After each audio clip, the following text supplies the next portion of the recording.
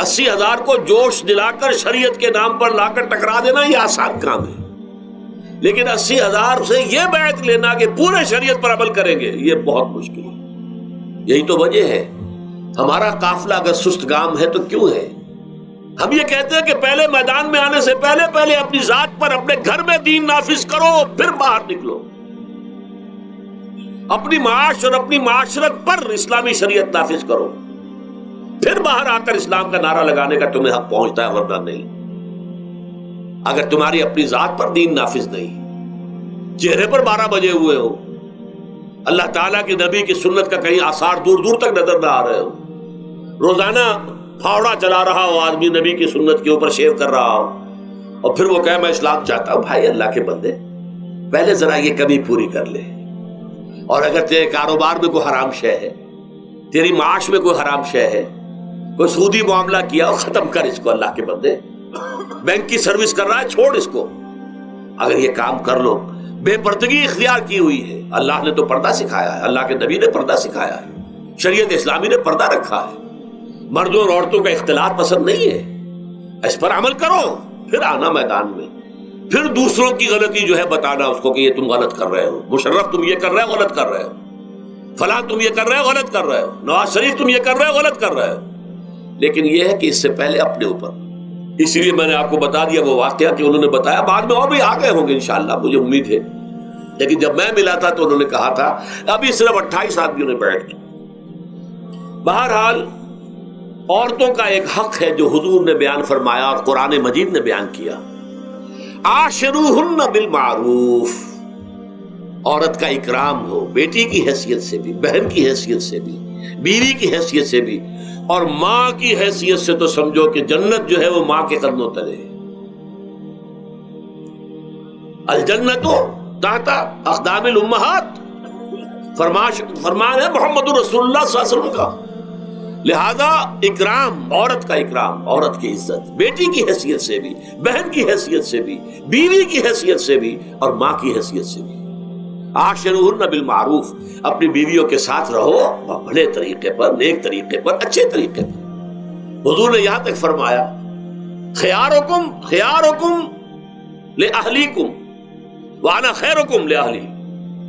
دیکھو مسلمانوں، اے میرے صحابیوں، تم میں سے بہتر لوگ وہ ہیں جو اپنے گھر والوں کے حق میں بہتر ہیں، نرمی کرتے ہیں۔ عورت کے بارے میں یہ بھی فرمایا، ایک مرتبہ سواری تیز دوڑا رہے تھے جو بھی اونٹ کو لے کے جانے والے تھے، جبکہ ہودج میں کچھ خواتین سوار تھیں۔ حضور نے فرمایا دیکھو نا، یہ نگینے ہیں جو سوار ہیں، ان کو زیادہ دھکے نہ لگواؤ تیز اونٹ چلا کر، ان کے ساتھ نرمی ہو، ان کے ساتھ نیکی کی جائے، ان کے احساسات کا خیال رکھا جائے، ان کے ساتھ زیادتی نہ ہو، مار پیٹ کا کیا سوال، معاذ اللہ ثم معاذ اللہ۔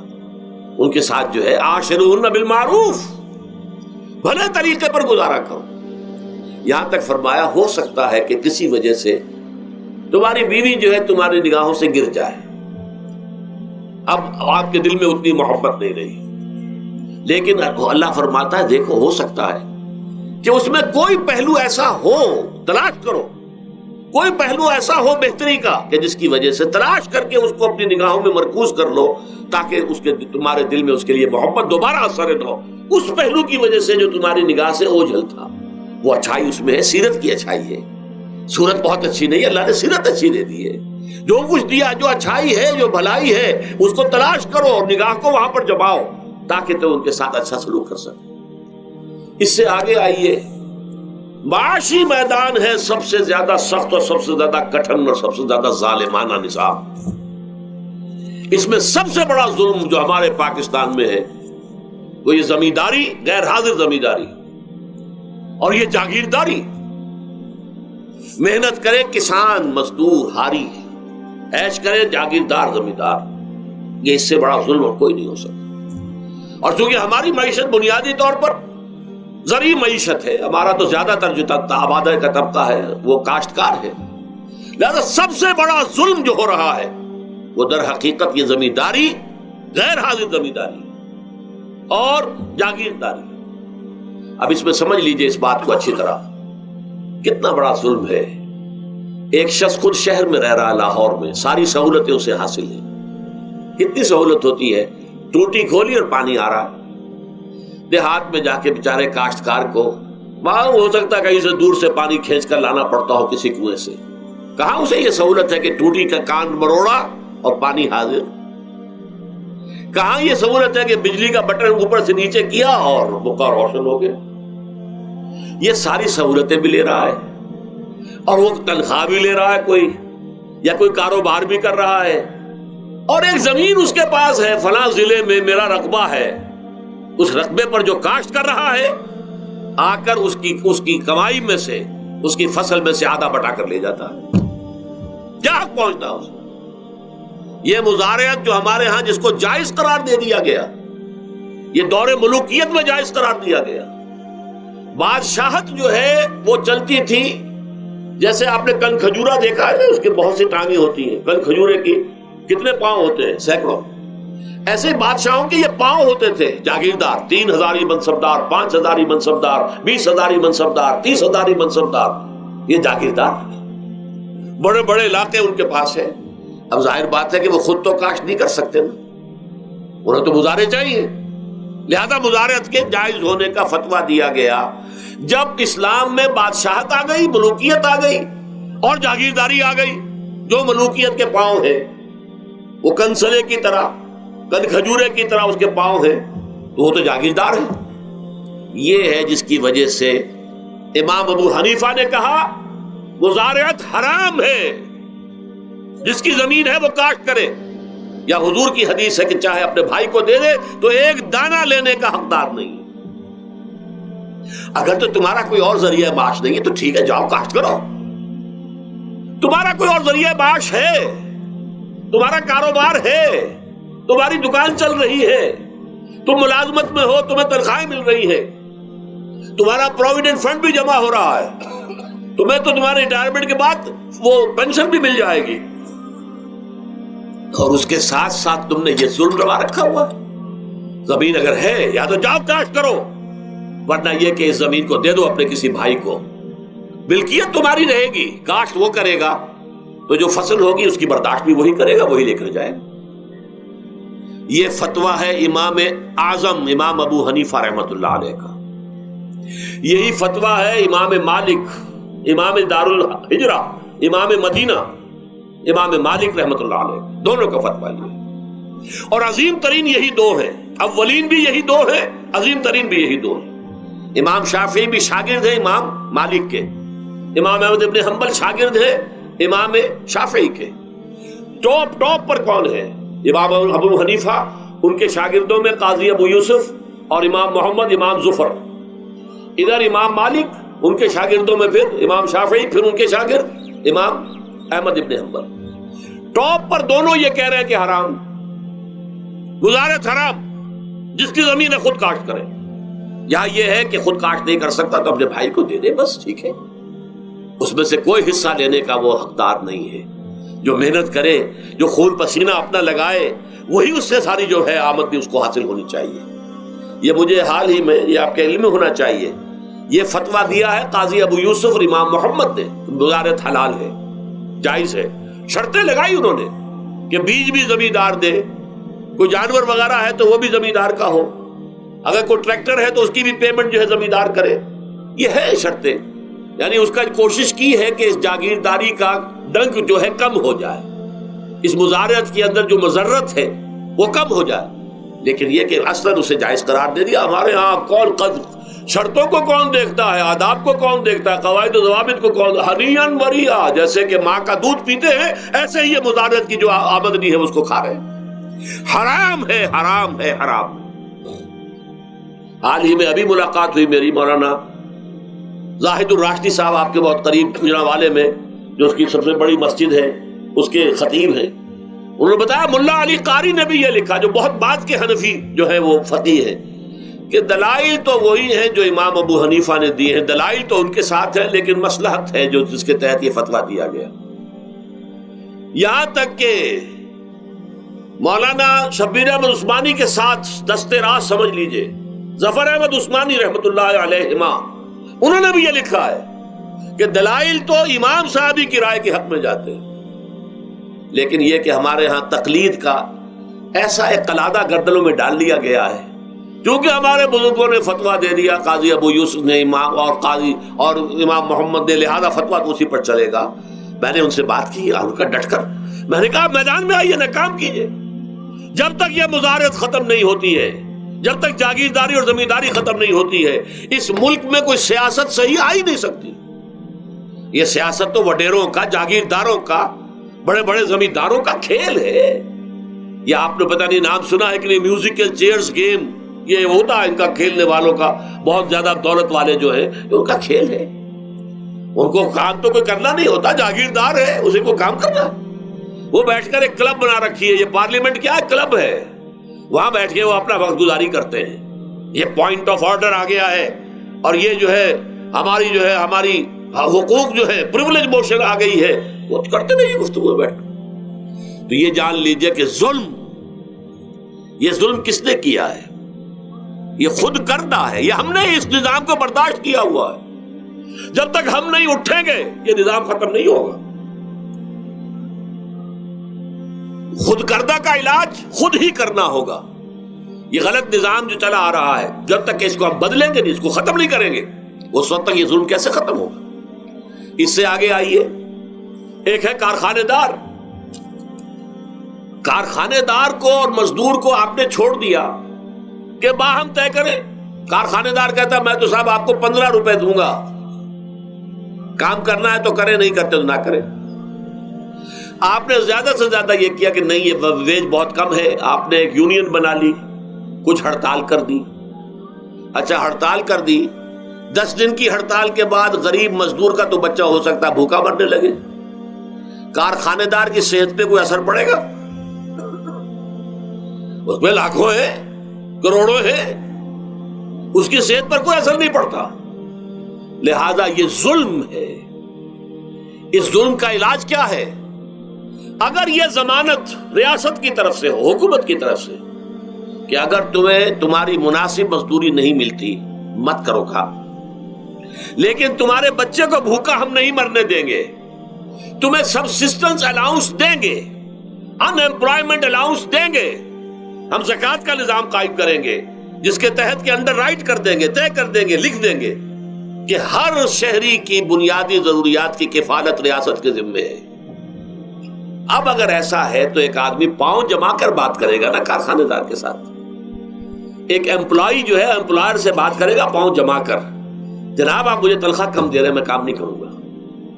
لیکن اب کیا ہے، جناب آپ مجھے تنخواہ کم دے رہے ہیں میں کام نہیں کروں گا، مالک کہتے جاؤ دفعہ ہو جاؤ۔ پھر وہ کیا کہتا ہے، اچھا جی میں اسی تنخواہ پہ کام کروں، اس کا تو کوئی فائدہ، اسی کی جائے کہاں وہ؟ مارکیٹ میں تو سرمایہ داروں کا گٹھ جوڑ ہے، انہوں نے کارٹلز بنا رکھے ہیں، وہ تو ظاہر بات ہے کہ وہ ویج نہیں بڑھائیں گے، الا یہ کہ مزدور کی پوزیشن ایسی ہو کہ وہ بھی ڈٹ کر کھڑا ہو جائے۔ اور وہ ڈٹ کر کھڑا کب ہوگا؟ جب اس کو ضمانت ملی ہوئی ہو ریاست کی طرف سے، حکومت کی طرف سے، کہ اگر تمہارے پاس جاب نہیں ہوگا، کام نہیں ہوگا، تمہارے پاس کوئی مزدوری نہیں ہوگی، تو تمہیں اتنا وظیفہ تو ہر مہینے ملتا رہے گا جس سے تم اور تمہارے اہل و عیال جو ہے وہ کم سے کم زندہ رہ سکو۔ پھر کھڑے ہو کر بات کر سکتا ہے مزدور، پھر صحیح جو ہے ان کے درمیان معاہدہ ہوگا تو وہ منصفانہ ہوگا، عادلانہ ہوگا۔ جب تک یہ نہیں ہے، اور یہ نظام کیسے ہوگا جب تک کہ زکوٰۃ کا نظام قائم نہ کیا جائے۔ اب زکوٰۃ کا بھی ایک نظام تو وہ تھا جو بدنام کرنے کے لیے زکوٰۃ کو ضیاء الحق صاحب نے نافذ کیا، وہ تو بدنامی ہے، وہ تو سود کا کمیشن ہے، کہ سود میں آپ کو اگر 6% ملتا تھا تو 2.5% انہوں نے کاٹ لیا، 3.5% آپ کو دے دیے، تو سود میں سے حصہ لے لیا ہے نا۔ سود کو حرام کرے اور زکوٰۃ پورے مال پر، سارے تجارتی اموال پر مال زکوٰۃ لے۔ آپ کی دکان میں جناب 10 لاکھ کا مال پڑا ہوا ہے، 2.5% کے حساب سے دے دیجئے، کتنا من اکاؤنٹ آپ کر لیجئے گا۔ کوئی ایک ہے اسٹاکسٹ، آپ کے گودام میں اتنا اسٹاک پڑا ہوا ہے، اتنی مالیت کا 2.5% دیجئے، تمہاری اتنی بھیڑیں بکریاں ہیں، اتنی بھیڑیں اتنی بکریاں نکال دو۔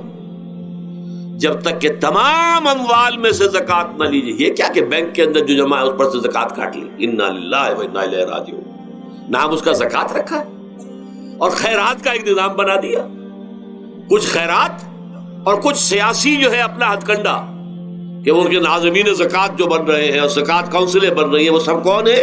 جو ہمارے سیاسی طور پر ہمارے ساتھی ہیں، ہمارے ورکرز ہیں، اور پھر جتنے غبن ہوئے ہیں اور جتنا اس کے مس اپروپریشن سب کو معلوم ہے ہمارے معاشرے میں. آخر اگر حکومت کے جتنے محاصل ہیں وہ غبن ہوتے ہیں تو زکوٰۃ کا کیوں نہیں غبن ہوگا؟ زکوٰۃ کو آسمان سے اتری ہے، بلکہ زکوٰۃ میں سے غبن کرنا تو آسان ہے، اس لیے کہ سود میں سے کاٹا ہوا ہے. اس میں تو انسان جو ہے وہ برا بھی محسوس نہیں کرے گا کہ یہ تو سود ہے، لعنت ہے، اگر اس کو میں نے کچھ ہضم کر لیا تو کیا ہو گیا. جب تک کہ یہ دو نظام نہیں آئیں گے، اور تیسرے یہ کہ سود کے ذریعے سے جب تک کہ یہ ظلم، سود کا نتیجہ کیا نکلتا ہے؟ اصل میں ہمارے عام آدمی سمجھتے ہیں سود کہ اچھا ہے جی، کیا ہے، ایک آدمی نے پیسے جمع کرائے ہیں، اب اسے ہر مہینے اتنا پیسہ مل رہا ہے. عام آدمی بھی ہمارے ہاں یہ جو پٹھانوں والا سود ہے، یہ جو سود خور گاؤں میں بیٹھے ہوئے ہیں جو بہت بڑی شرح کے اوپر سود دیتے ہیں اور خون چوس جاتے ہیں لوگوں کا، اور ان کے کسی طریقے سے قرضے ختم، ان کو تو سبھی برا کہتے ہیں. کوئی ایک آدمی بھی آپ کو نہیں ملے گا کہ جو ان کے لیے کلمہ خیر کہے، ان کے لیے کسی نرمی کا یا ان کے لیے کسی بھی آسانی کا کوئی مطالبہ کرے. البتہ یہ جو بڑا سود ہے، بینک کا سود، کاروباری سود، اس کی شناخت لوگوں پر واضح نہیں ہے. یہ ایک بہت بڑے پیمانے پر یہ برائی جو ہے آپ کو انڈیویجول پر نہیں نظر آ رہی.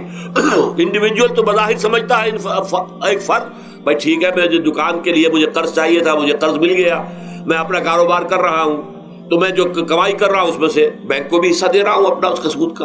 اس میں کیا خرابی ہو گئی؟ اس کی خرابی سمجھ میں آتی جب آپ کو معلوم ہو اسی سود کے ذریعے سے دنیا میں اس وقت ایک چھوٹی سی اقلیت ہے، کل 1 کروڑ یا 1.25 کروڑ یہودی، اور پوری دنیا کی دولت کے اوپر قابض ہو کر بیٹھ گئے. یہ سارا وہ بینکنگ نظام جو یہودیوں نے بنایا، یہ IMF ورلڈ بینک جس کے ہم اس وقت غلام بن کر رہ گئے. ہمارا چیف مارشل ایڈمنسٹریٹر اسے کہیں یا چیف ایگزیکٹو کہیں، ہمارا تو حکمران ہے، ہمارا بادشاہ اس وقت، اور وہ بادشاہ سلامت کہتے ہیں کہ یہ IMF اور ورلڈ بینک کے لوگوں کے گوڈے ہمیں پکڑنے پڑتے ہیں، گوڈے گٹے. کیوں؟ ہم غلام ہیں ان کے، اور ہم جکڑے ہوئے اس سود کے اندر. پوری دنیا کو یہودی سود خوروں نے در حقیقت اپنے شکنجے میں جو جکڑا ہے، جس طریقے سے کہ ان کو اپنے اندر ایک اپنے پورے ہتھ کنڈوں کے اندر جو باندھ کے رکھ دیا ہے، یہ سود کے ذریعے سے. اور اس کا نتیجہ کیا نکلتا ہے؟ دیکھیے، امریکہ میں کہتے ہیں بڑی جمہوریت ہے، لوگ ووٹ دیتے ہیں، لیکن حقیقت اگر لوگ جانتے ہوں کہ دیو استبداد جمہوری قوام پائے کو تو سمجھتا ہے یہ آزادی کی ہے نیلم پری. ہم نے خود شاہی کو پہنایا ہے جمہوری لباس، جب ذرا آدم ہوا ہے خود شناس و خود نگر. اب امریکہ میں اصل میں کیا ہے؟ امریکہ میں کیپٹلسٹ کا نظام ہے. یہ حکومت کس کی ہے؟ سرمایہ داروں کی ہے. جو کروڑ پتی نہ ہو وہ الیکشن نہیں لڑ سکتا، اور کروڑ پتی جو ہے اپنے پیسے کی بدولت وہ صحافیوں کو خرید لے گا، ٹیلی ویژن چینلز خرید لے گا، وہ لوگوں کے ذہنوں پر چھا جائے گا، آ جائے گا. یہ گورنمنٹ آف دی کیپٹلسٹ ہے، ناٹ عوام. یہ دھوکہ ہے، فریب ہے سرمایہ داروں کا. وہاں وہ جاگیردار اس طرح کے نہیں ہیں، سرمایہ دار ہیں. وہاں جاگیرداری کی وہ حیثیت نہیں رہی، اس لیے کہ ان کے تحت آدمی نہیں ہوتے. وہ تو اگر بڑے بڑے رینچ ہیں، بڑے بڑے اگر فارم ہیں، تو وہاں بھی آپ کو معلوم ہے کہ چونکہ مشینوں کے ذریعے سے بوائی بھی ہو رہی ہے اور ہل بھی چل رہا ہے مشینوں سے، بوائی بھی مشینوں سے، کٹائی بھی مشینوں سے، تو زیادہ انسان کی ضرورت ہی نہیں رہی. لہذا وہ سیاسی نظام وہ نہیں ہے جو یہاں کا ہے، لیکن وہ زمیندار بھی وہاں کا کیپٹلسٹ ہے، نظام کیپٹلسٹ کا ہے. تو در حقیقت یہ ڈیموکریسی جو ہے، اس میں جو کہتے ہیں government of the people by for the people, نہیں، گورنمنٹ آف دی کیپٹلسٹ، سرمایہ دار کی حکومت ہے. اور سرمایہ دار جو ہے اس نے اپنی کلب بنائی ہوئی ہے، بیٹھا ہے، پارلیمنٹ ہے، یہ کانگریس ہے، یہ سینٹ ہے، یہ سرمایہ داروں کی کلب ہے. باقی عوام کے لیے وہاں کیا ہے؟ واقعہ یہ ہے کہ عام آدمی امریکہ کا بھی یہ ضرور ہے کہ بنیادی ضرورتیں محنت کر کے، خون پسینہ ایک کر کے اپنی وہ حاصل کر لیتا ہے، لیکن بہت نچلی سطح پر ہے. عام آدمی وہاں بھی بہت نچلی سطح پر ہے. اور ایسے لوگ ہیں معدود گنتی والے جو 40 50 بلین کا ایک چیک لکھ سکتے ہیں، وہ سب یہودی ہیں. House of Rothschilds, house of Goldsmiths, یہ سٹی بینک جو یہاں بھی آ گیا ہے اپنی ساری گندگیاں پھیلانے کے لیے، سٹی ہاؤسز اور سٹی کار، یہ کیا ہے؟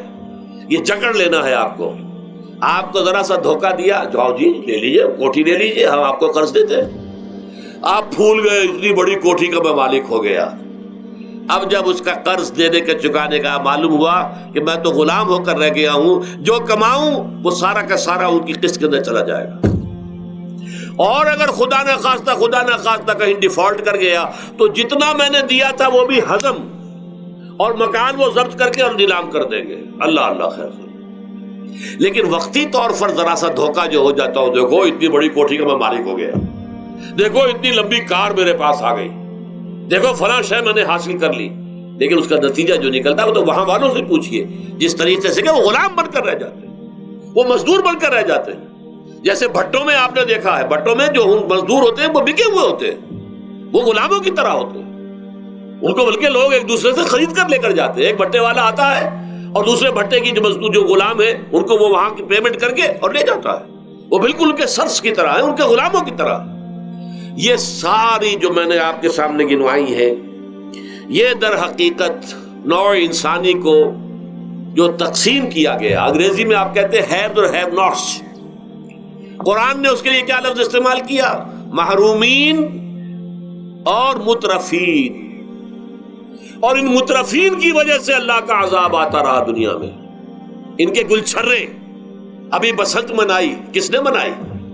یہ لکھپتی کروڑ پتی ہیں، انہوں نے عیش کیے ہیں، راتوں کو نیند حرام کی ہے لوگوں کی، یہ بسنت منا رہے ہیں۔ کیا ہو رہا ہے؟ در حقیقت یہ وہی ہے مترفین۔ سورہ بنی اسرائیل میں فرمایا جب ہم یہ فیصلہ کر لیتے ہیں وَإِذَا أَرَدْنَا أَن نُهْلِكَ قَرْيَةً أَمَرْنَا مُتْرَفِيهَا فَفَسَقُوا فِيهَا فَحَقَّ عَلَيْهَا الْقَوْلُ فَدَمَّرْنَاهَا تَدْمِيرًا۔